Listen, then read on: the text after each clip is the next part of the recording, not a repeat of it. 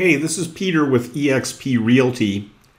Just letting you potential sellers and buyers know, because we've seen a couple of people get burned recently on this. A home inspection is a very important part of the buying process. If you're a seller, you should have a pre-sale home inspection for a couple of reasons. Number one, the buyer is going to get a home inspection, hopefully. And if they come with a laundry list of things they say are wrong with the house and you don't have your own inspection report, it's going to be kind of hard to have that discussion as to how valid those things are. Because some buyers actually make up little nonsensical issues as a negotiating strategy for bringing the price down. That's not the point of the home inspection, but we've seen that happen. Also, if there are any kind of issues that need to be fixed up, that is your chance to fix them up before the buyers see them, because it might be $500 to fix an issue. The buyer might think it's going to be $5,000, so just get that in there and get it fixed up. So that's the basic reason why you want to have a home inspection as either a buyer or a seller. Now, how does the home inspection work in terms of the buying process? When you buy a house in Ontario, and pretty much every other jurisdiction in North America, you do it using a document called the Agreement of Purchase and Sale. So with your agent, you're going to prepare an offer to purchase, and that offer to purchase contains 5 key elements, right? So the purchase price that you're offering, the deposit amount, the closing date, chattels, included and excluded, and terms and conditions. So chattels could be things like, are the washer, dryer, or dishwasher, are they included?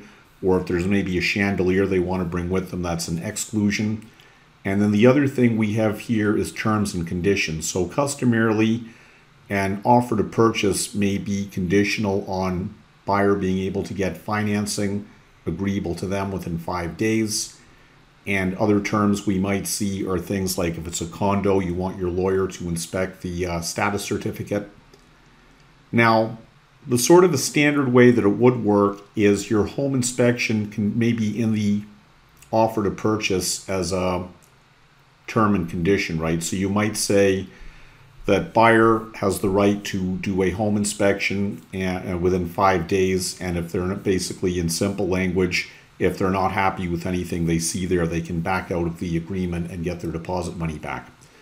Now, in today's market, a lot of sellers are thinking, well, the house is going to sell, right? So I'm not going to entertain offers involving a condition on a home inspection.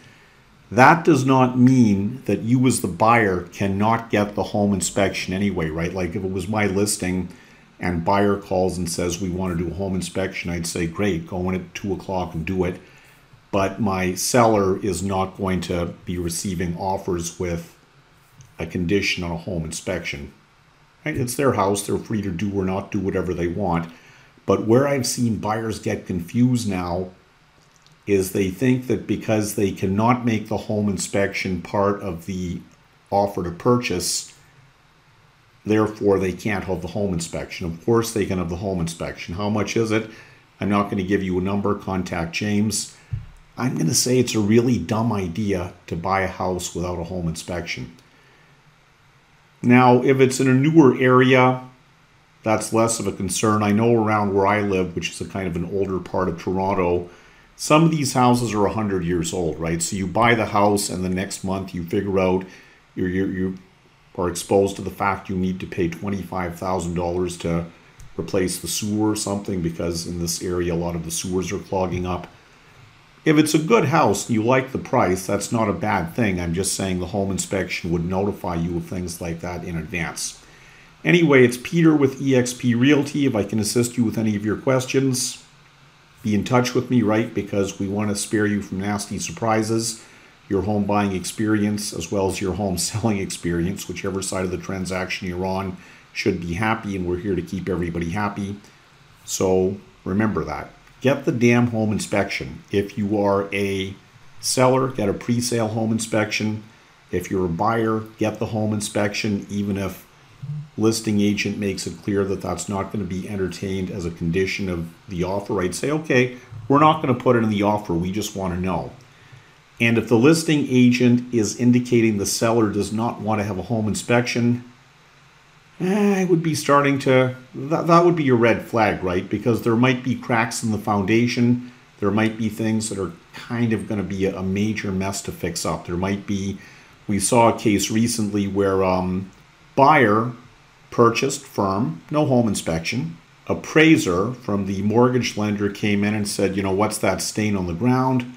Buyer, of course, did not know because they'd not had a home inspection. So they had to get some soil testing done, which was, I think, about $350.